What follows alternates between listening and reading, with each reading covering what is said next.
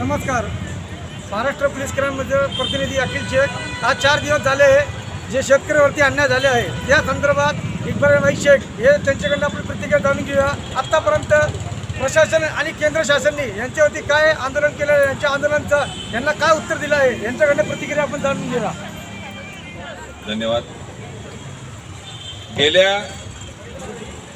गेल्या 26 तारखेपासून दिल्लीमध्ये एक शेतकऱ्यांचा जो चक्काजाम आंदोलन चालू आहे.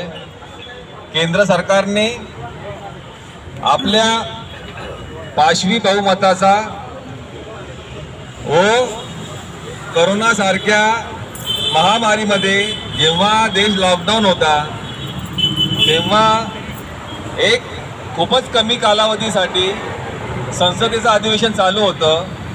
त्यामध्ये कोणाशीही विरोधी पक्ष चर्चा न करता शेतकऱ्यांवर काम करणारे ज्या संघटना आहेत त्यांच्याशी कुठला सल्ला न घेता एकतर्फी जे कॉर्पोरेट्स व भांडवलदार धार्जिने कायदे केले त्या कायद्याचा विरोध करण्यासाठी दिल्लीमध्ये चक्काजाम आंदोलन शेतकऱ्यांनी चालू केला. आज ही प्रक्रिया आंदोलनाची गेले 4 महिने चालू होती. सप्टेंबरमध्ये जेव्हा हे बिल पास झाले त्याच्यानंतर त्याचा एक वेगळा उठाव शेतकऱ्यांमध्ये आला, एक वेगळी नाराजी केंद्र सरकारने विरुद्ध दिसून आली. त्या धर्तीवर वेगवेगळ्या ठिकाणी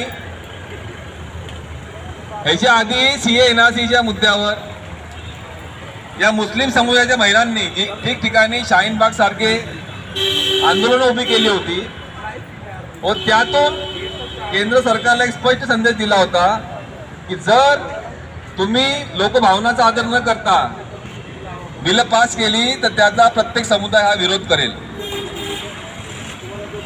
त्यासाठी एक कल्पना सुचली. आमचे असलम भाई बसले तिथं. तेव्हा त्यांनी ठरवलं होतं जेव्हा पास झाले की आपण बेमुदत किसान बाग चालू करू APMC मार्केटपाशी. म्हटलं ही वेळ नाही आहे, कोरोनाचा काळ आहे, थांबलो. त्यानंतर जेव्हा शेतकऱ्यांनी एक निर्णायक भूमिका घेऊन दिल्लीमध्ये आंदोलन चालू केलं तेव्हा 8 जानेवारीपासून जेव्हा शेतकऱ्यांनी भारत बंद पुकारला होता, 7 डिसेंबरला जेव्हा शेतकऱ्यांनी भारत बंद पुकारला होता